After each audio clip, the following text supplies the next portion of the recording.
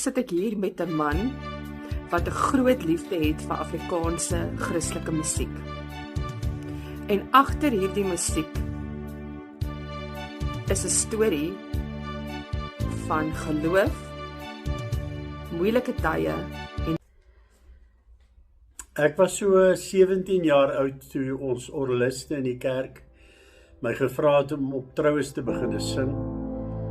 En ek het dit so geniet dat ek later besef het, maar dis die rigting waarin die Here my wil gebruik.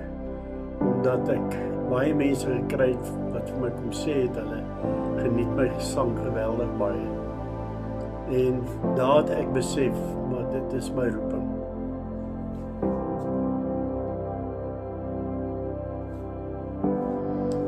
Ja, wanneer jy in 'n voltydse Christelike musiekbediening is daar nie eintlik baie geld betrokke nie. Jy doen dit maar die meeste van die tyd vir die liefde van die saak.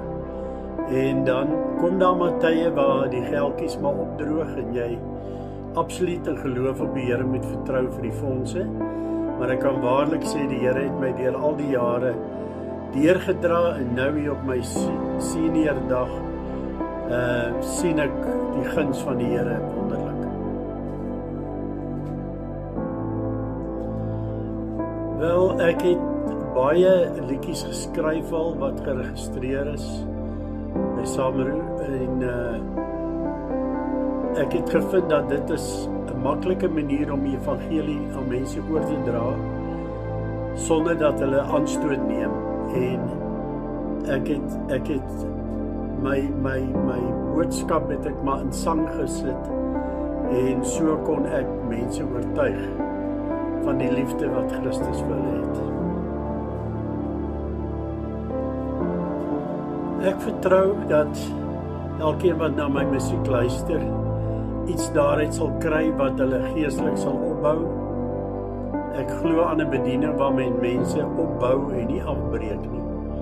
Dat jy hulle sal versterk deur die soort liedjies wat jy skryf en wat jy sing.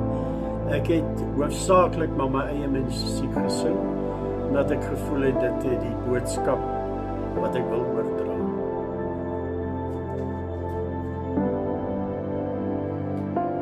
Vertrou op die Here met jou hele hart. 'n Mens wat met sy een voet in die wêreld staan en in sy een voet in die kerk, sal nooit regtig 'n gelukkige mens kan wees nie. Maar as jy vertroue volkome in die Here plaas en jy dien net die Here, dit beteken nie jy's volmaak nie. Jy het ook foute, jy het ook tekortkominge, maar jou vertroue is absoluut net in die Here. En so 'n mens sal gelukkig wees, want God is getrou om te doen vir jou ver meer as wat jy kan hoop of dink.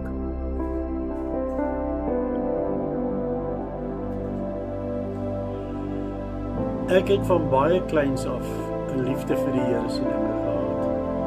Maar ek het baie jare gevat voor ek op die pad kan kom wat God my wil hê en waar hy my verander het. Ek het 'n moeilike pad gestap as kind van die Here, omdat ek deur moeilike dinge as 'n kind gegaan het. Was in 'n gelukkige huis groot geword, maar ek het swaar geheime in my hart moes dra. Maar die Here het my, toe ek 22 jaar oud is, het die Here my pad langs gekom en ek my lewe vir die Here gegee. En die Here het my die res van my lewe geondersteun en my gehelp, totdat ek absoluut in oorwinning kon leef.